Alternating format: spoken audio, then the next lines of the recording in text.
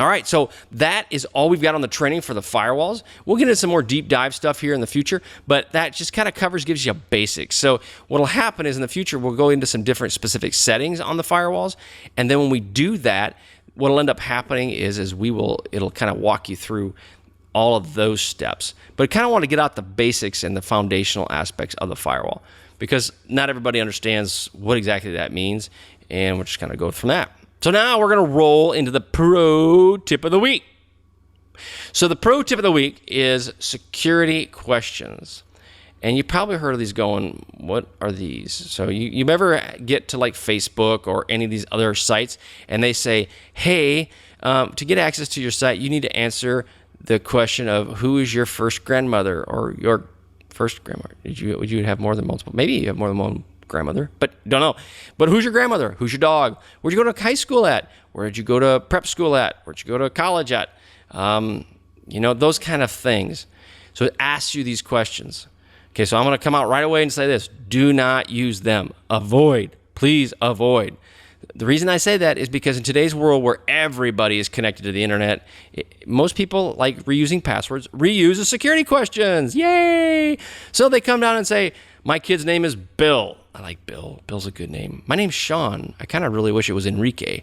But anyway, that being set aside, sorry to digress. Don't use them. Everybody knows that you are you. They know, hey, I know Bill or Enrique has 2 kids, and his kids are Frida, Fred, and Flatulence. Well, that would be a really bad name to name your child, is Flatulence. But again, avoid those because people know. And they will guess them. And then what ends up happening is they get all your stuff, especially if you use a password manager. Do not use the security questions on a password manager. Do not do it. Just do not.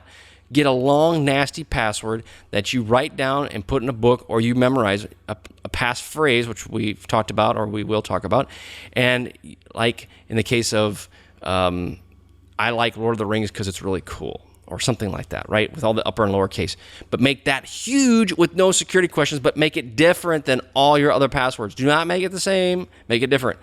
But don't use security questions. Okay, if I beat that horse to death enough? All right, when we're moving on here, when you can't avoid them because some people put them in there, the applications are set up, and some of the developers, they got to do it, right? So if they're in the process of building a something for somebody and they say, I want security questions. Well, they got to build it. They can't say, no, I'm not going to. They have to build it.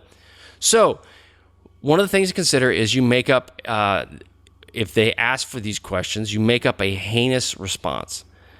What does that mean? Heinous. It's a big $10, probably about a $7 word. An ugly response. So a password generator to output would be best. So if the response is, what is your grandmother's middle name? It's parentheses, £, 2345 G, yada, yada, yada, right? Put something garbage in there. Copy that, put that in your password manager under whatever website you want to go see, the Kittens Are Us website. So use that. Use it, store it in the password manager, and just don't use it, okay? Be consistent from site to site. So, or I should say, do not be consistent. Do not, okay, don't, yeah, scratch that. Do not be consistent from site to site. Got it? All right. Because what happens is they'll see a pattern. So if you say, my mother's middle name is XYZ123, well, then you go to the next site and it's, what's your mother's middle name? XYZ123. It's the same, right? Don't be consistent. Mix it up a bit. Don't use anything on social media that you may have. Your dog's favorite name. They have favorite names. Yeah, we have one that has a favorite name. Cats, boa constrictors. Yeah, some people have boa constrictors. That's unique. I will say that. I'm not a big fan of it, but that's unique. But don't use anything like that on social media. They'll get that information and then they'll use it against you. So when you can't avoid them, i.e. a developer, do this. Make them memorable, consistent, and nearly universal. So what does that mean?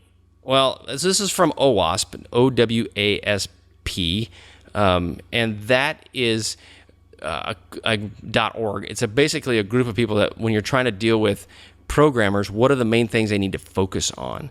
They need to basically be some level of standardization around security. And OWASP produces a cheat sheet, which I highly recommend if you're a developer to use. you need to make them so they're not easily guessed, but by doing that, you identify and use them canned and user-created questions. So you have to, something that provides identity to the person. Are they canned questions that you have to have, or are they user-created questions? So those are kind of the key things you're going to focus on. And the user-created questions are ones that, so I want to make my own question up, something that only I would know, which is good and it's bad because guess what? I'll probably keep them all consistent and I'll probably answer them all the same way. So it's tough if you're a developer, but you need to consider those three. You need to review the canned questions like mother's middle name, chicken's first name, dog's right, left name, right, whatever that is. Review these canned questions with legal. Make sure legal's on board.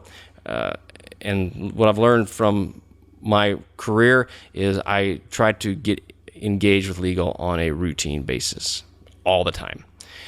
Insist on minimal length, 10 to 12 characters. Again, go big or go home. Do not go with short characters. There's a lot of older applications require that, but go with as many higher characters as you can. Securely store it, encrypt these bad dogs, keep them safe away. So when now as a developer, you require a security question, just like we call it PII or personally identifiable information, based on the career or the industry you're working in, i.e. if it's the payment card industry, or if it is the financial industry, or if it's the medical industry, you have certain criteria that you have to follow when you're dealing with passwords. Treat these as a password. Securely store them, encrypt them. Make sure that if anybody were to get access to them, they get gobbledygook. Periodically have the users review these as well.